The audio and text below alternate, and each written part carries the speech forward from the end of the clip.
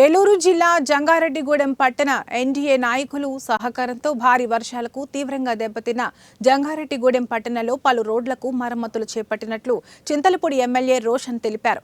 భారీ వర్షాల వల్ల పట్టణంలో తీవ్రంగా దెబ్బతిన్న పలు రోడ్లను ఎన్డీఏ నాయకుల సహకారంతో వారి సొంత నిధులతో రోడ్ల మరమ్మతులు చేపట్టడం అభినందనీయమని ఎమ్మెల్యే అన్నారు.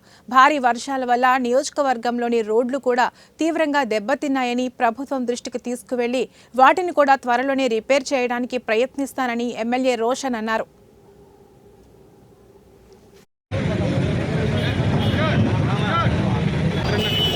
రోడ్లన్నీ కూడా చాలా డ్యామేజ్ ఉన్నాయి.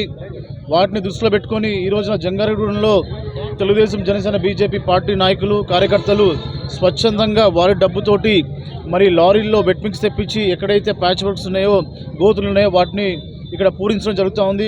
వారిని మనస్ఫూర్తిగా అభినందిస్తున్నాను. ప్రజలందరూ కూడా సహకరించండి. మరి నేను ఈరోజు రేపు కూడా జంగారెడ్డిగూడెం ఉంటాను. ప్రజలకి ఎటువంటి సమస్యలను కూడా మరి మీరు వచ్చి నాతోటి షేర్ చేసుకోవచ్చు.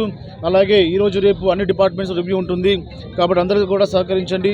మనము అందరం కలిసి సంక్షేమం, అభివృద్ధి రెండు కళ్ళగా ముందుకెళ్ళి మనం చింతలపూడిని ఒక రోల్ మోడల్ కాన్స్టిట్యున్సీ చేసుకుందామని మీ అందరూ తెలియజేస్తున్నాను. Thank you. అలాగే అండి, ఇప్పుడు పూడికల్లో పూడ్చున్నారు సార్. అవును, అక్కడ వరకు ప్రజలకి హ్యాపీగా ఉంటారండి, సంతోషం వ్యక్తం చేస్తారు.